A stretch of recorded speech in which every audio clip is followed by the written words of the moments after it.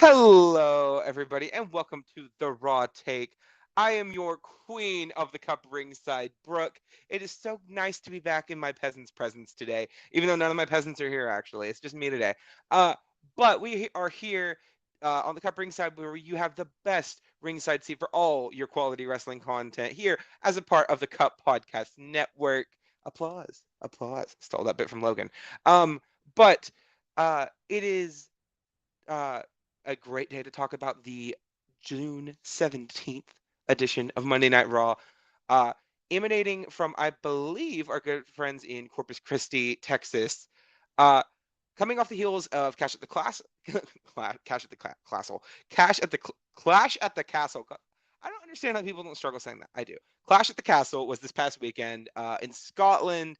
Lots of things happening on Monday Night Raw. We saw Drew McIntyre fail to regain the World Heavyweight Championship, losing his match against Damian Priest after some CM Punk interference.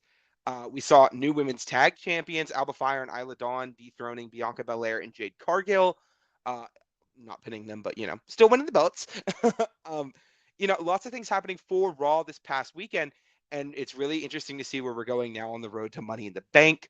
So a couple of things did get announced before the show tonight. We did get told that there was going to be two triple threat matches. The winners of those matches would qualify for Money in the Bank. Um, we also got confirmation that the Money in the Bank matches are only going to have 6 people this year, which, yay, keep it that way for the rest of the time. Awesome. And that those 6 people would be 3 from Raw and 3 from SmackDown for both the men and women's matches, respectively. Other than that, we didn't really have much coming in to Raw outside of, the thing that we're going to talk about at the end. But don't worry, the show did not disappoint even a little bit. So we're coming on Monday Night Raw. We get a little bit of the return package of like, here's what happened at Clash at the Castle. Here you go. And then we hear burn it down. And then Seth Rollins comes out. I am not happy to see him. I still think he's on TV too much, even if he's been gone since Mania. But Seth Rollins is back. Obviously, he's gotten healed up ever since his injuries at Mania. And he says he wants a title shot at Damian Priest at Money in the Bank. That he wants the belt that he established and carried the banner for so long. And Priest then comes out and agrees to have this match with Rollins at Money in the Bank. Um, I hope he loses. I really do. I know a lot of people are like, oh, well, this way we can have Gunther and Seth at SummerSlam, and Gunther can win the title that way, and then we can have Priest and Balor, and we can have McIntyre and Punk. I don't care. I just don't want this belt on Seth Rollins anymore. He had it for almost a year. I got sick of it. And seeing us now probably heading down that road again, I'm not looking forward to it personally. I think Priest has been doing a very good job carrying this championship. As much as I would like to see McIntyre win this past Saturday, I get why he didn't. I know we're getting McIntyre and Punk at SummerSlam, but having to put the belt back on Seth Rollins, it feels very similar to when we put the belt on Becky Lynch a few months ago. I just feel like there's no point. I feel like you could have this Damian Priest run go into SummerSlam, or I don't know, have somebody else win the belt off of Damian Priest instead of Seth Rollins, and it would be much more compelling to me. I'm so sick of seeing the same 5 people at the top of the card every week. It's just not for me. But I get why people are excited. Seth Rollins is an incredible talent. No one is going to deny that. And this thing with Damian Priest is going to be very interesting at the absolute least. And it's going to add more matches to Money in the Bank. So I'm not going to complain about it too much. Um, so Chad Gable goes to Adam Pearce, asks for another Intercontinental Championship match. Apparently, would have been his 6th shot at the title, which that's a lot. I didn't realize it was that many. But thinking about it, he had that match with Gunther, and then he lost that. He had the match with Sammy on Raw. He lost that. He had the gauntlet match that he didn't qualify for, so he lost that. He lost the triple threat a few months ago. I think it was Backlash when that happened, and then he lost this past Saturday at Clash. Terrible decision, but he lost that too. And I get why he got denied here. I don't think he should be in the Intercontinental picture anymore. I think he should have just been the champion right now. But I get it. I think Hopefully, this is going to lead to Chad Gable going even further up the card and not sliding down. I want him to vault past the IC title if he can. But Adam Pearce is a little less enthused, and he puts him in a match against Braun Strowman, or as I call him, the Abominable Strowman, and it was pretty good match, all things considered. Nothing particularly special from either of these two. I think I've seen these two individually wrestle better matches and together wrestle better matches before. But Strowman does get the win with his running power slam. And then we finally get the moment we have been waiting for months. Gable is berating Tozawa inside the ring. Maxine, who's been kind of defying Chad a few times these past few months, comes back in, tries to get in front of Tozawa. Maxine has been injured because Chad accidentally clipped her leg out from underneath her on Saturday, so she's been using a crutch to get around these past few days. Gable grabs her crutch, throws it to ringside. So Maxine falls down. Gable then slaps Tozawa like hard. And Otis gets in the ring, looks back and forth, shoves Chad across the ring like borderline corner to corner. It's pretty far. And then he helps Maxine to the back, and Tozawa goes with him. And I was hoping it would be a little bit more than this. I'm hoping maybe they have a match at Money in the Bank or SummerSlam or something.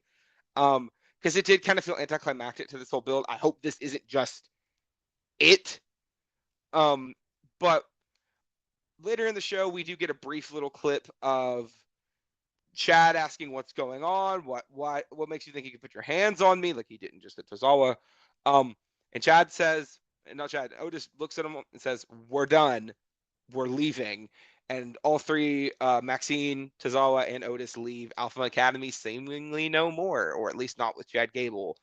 I hope there is more. I don't think this should be the end of this. I need there to be more than all of this for what's going on here. So we then go into our first qualifier for the Money in the Bank ladder match, the women's Money in the Bank ladder match between Io Sky, Zelina Vega, and Kiana James. This was a very good match. I think the wrong person won here, but I'm not mad at the result. So Io has been protected even since though she lost the women's title at Mania. She's been very well protected since then. Made to the semifinal of the Queen of the Ring tournament. Like she's been doing very well for herself. This match was very good. I think all three of these women have chemistry with each other. Kiana James in particular looked very good here. But we're getting that continuation of Liv Morgan, Zelina Vega, who definitely is going to be Liv's next challenger, it seems. Zelina looked like she was about to win the whole match. Liv comes out, distracts Zelina. You get Kiana hitting, I forget what it's called, but basically it's a modified version of Mia Yim's Protect Your Neck through the ropes. Zelina's out of the match at this point. Sky then takes out Kiana James, hits her with the over the moonsault. And Io Sky is now qualified for the women's Money in the Bank ladder match. Fantastic choice. I wish it was Kiana James. I feel like they're kind of letting her rest at the bottom of the card. I want her to get that elevation. I think she definitely has the talent on the mic and in the ring to back it up. But Io kind of needs to be in this match, especially considering, she won it last year, was champion for so long. But I think Kiana shouldn't have been the woman that took the pin here. I think it should have been Zelina. With that Liv Morgan distraction, it would have made tons of sense. You could have even protected Zelina by having Io just beat her with a roll-up instead of the moonsault.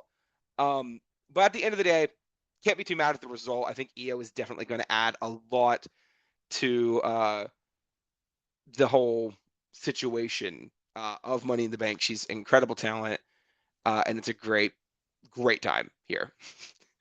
So backstage, we get the continuation of the whole hotel room key situation from last week's Raw, where everybody's like, "Finn, we know you took the key. Why did you take the key?"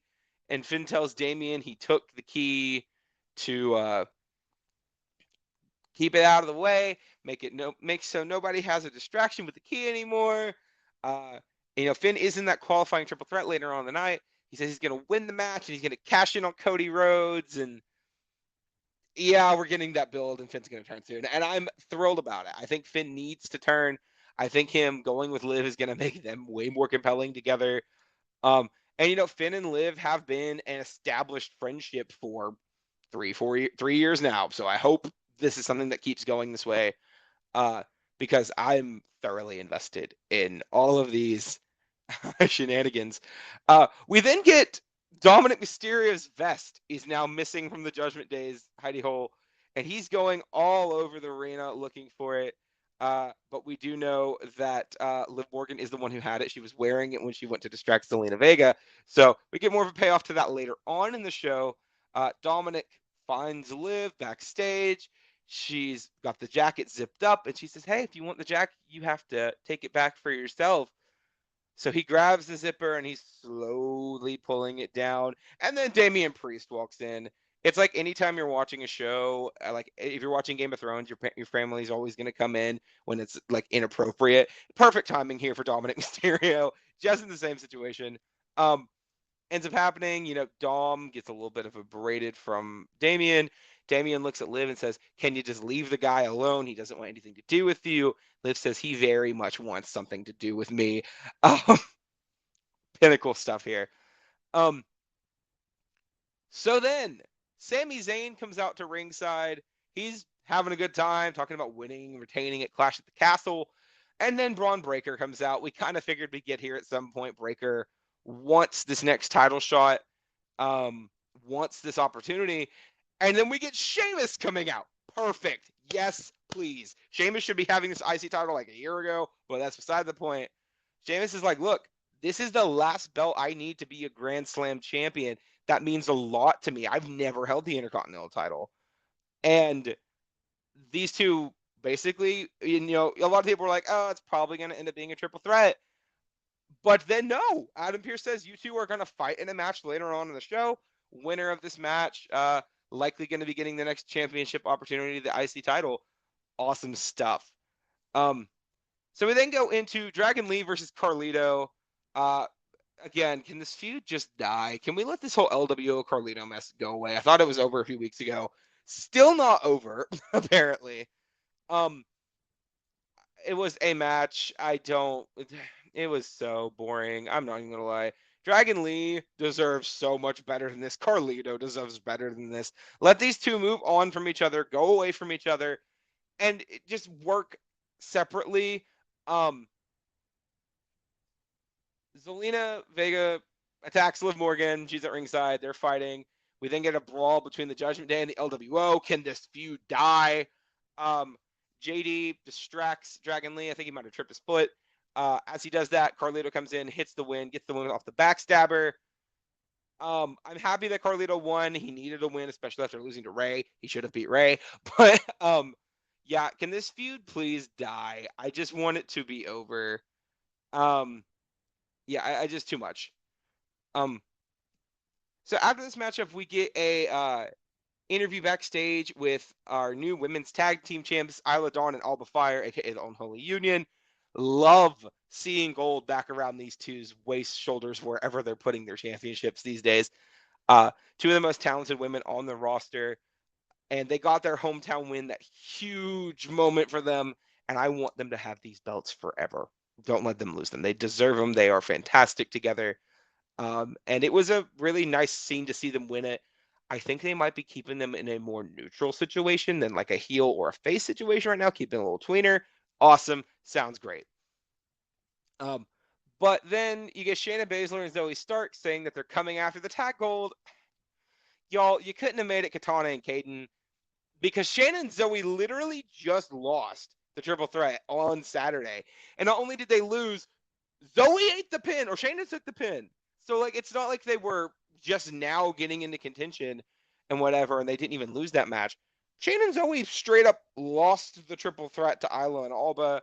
I wish they would not keep these two together right now. I think you could have some really compelling stuff if you let them take some time apart.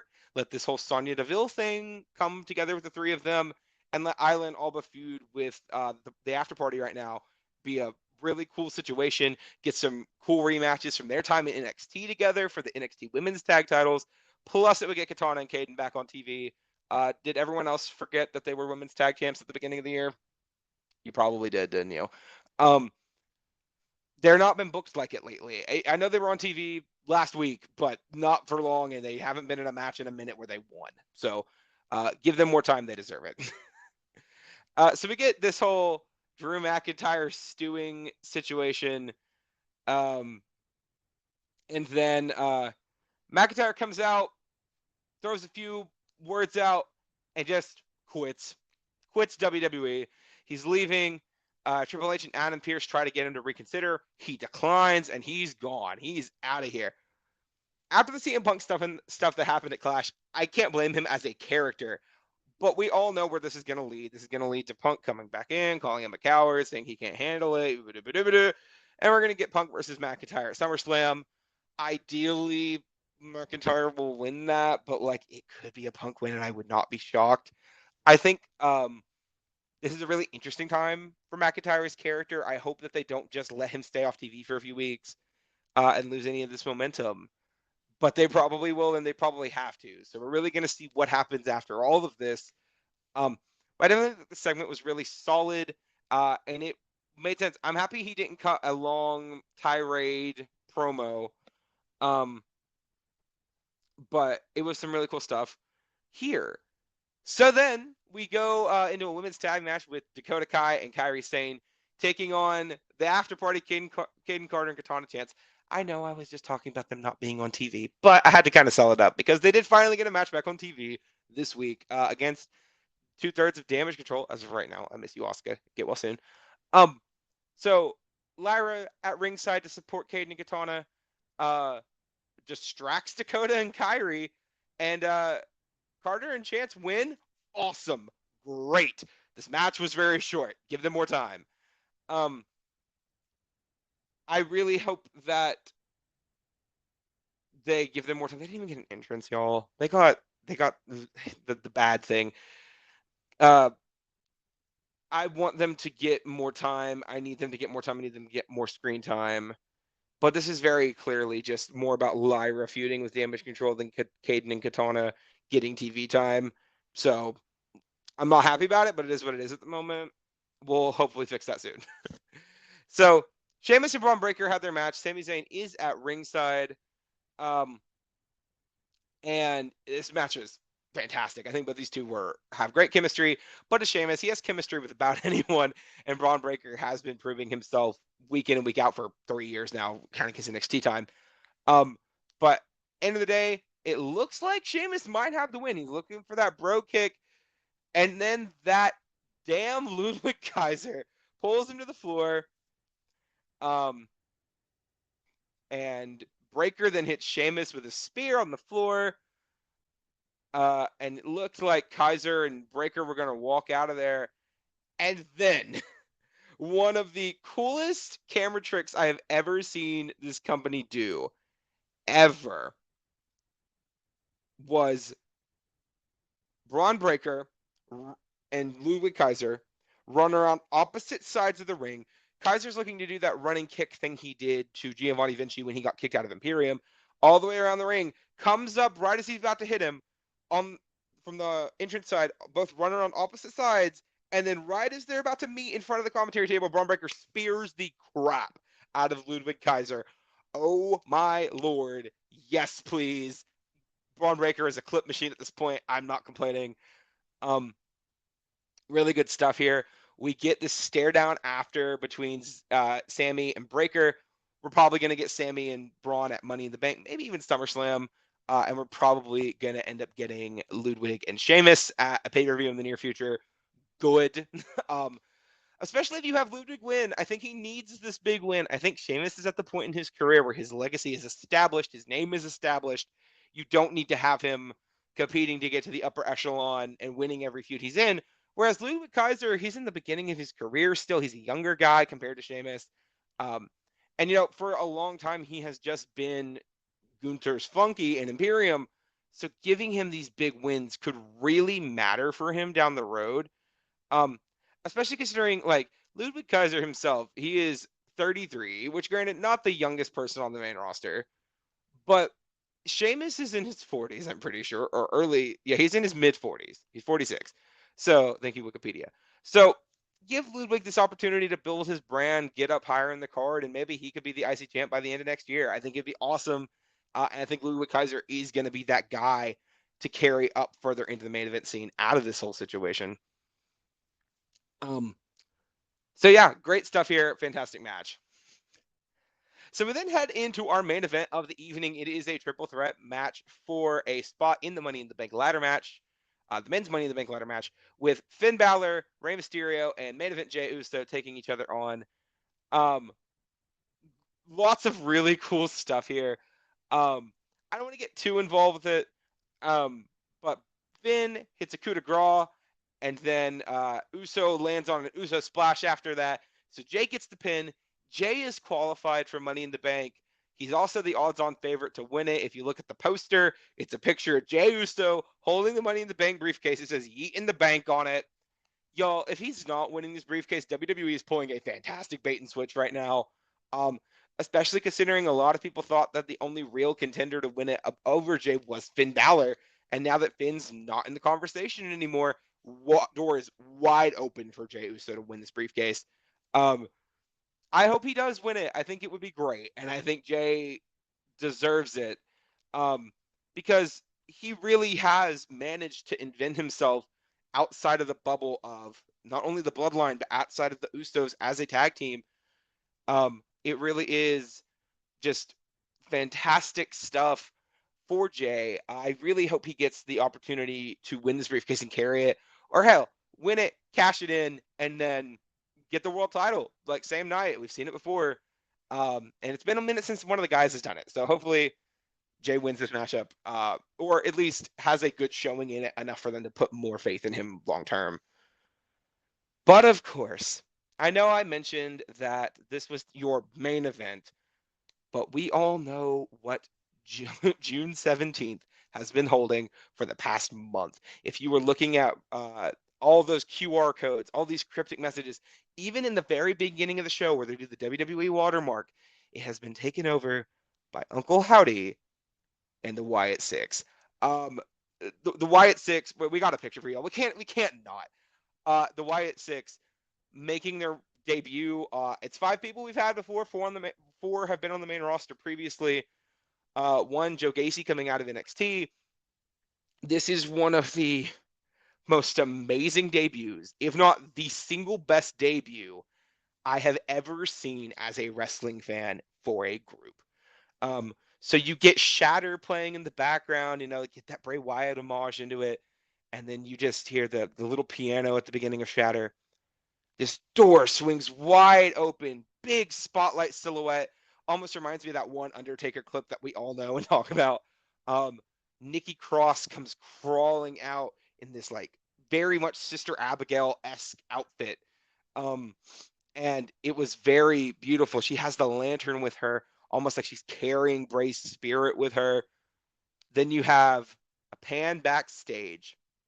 You see some people laying on the ground, confirmed now to be Carmelo Hayes and Gunter, next to a guy in a big bunny mask with a big red beard. And if you know anything about the Wyatt family, you know that's a returning Eric Rowan. He hasn't been in the company for the past 3 years. He has been re-signed. He's now back in WWE. And he's got the Bludgeon Brothers hammer on his shoulder. It says help on both sides. I will admit I did shed a bit of a tear. Rest in peace, Mr. Brody Lee, Luke Harper. But that wasn't even all of it. He's wearing a bunny mask, obviously a Ramblin' Rabbit tribute from the Firefly Funhouse. We then go backstage into the gorilla position. Everyone in Gorilla is taken out. The lights are sparking. There's blood on the walls. It's gruesome. And you see a guy in a Huskus mask, and that's Dexter Loomis. And I'm really intrigued to see where everything is going with him. I'm happy to have him back on TV.